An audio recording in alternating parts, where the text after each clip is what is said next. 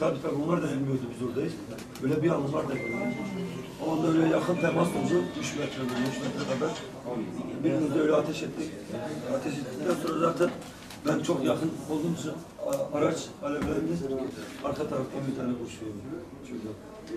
Yani çok şükür iyi.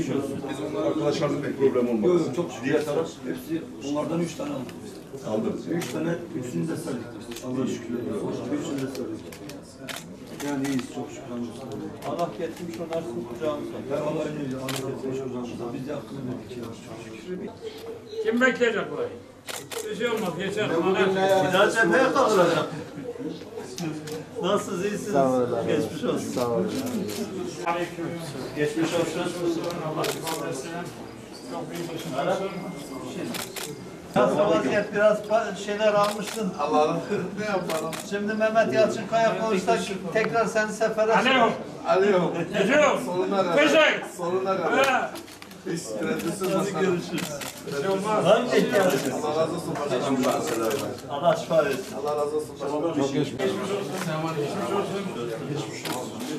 İyisiniz başkanımız. Bütün başkanlarımız geldi daha doğrusu. Bütün başkanlarımız geldi. Bütün başkanımız geldi.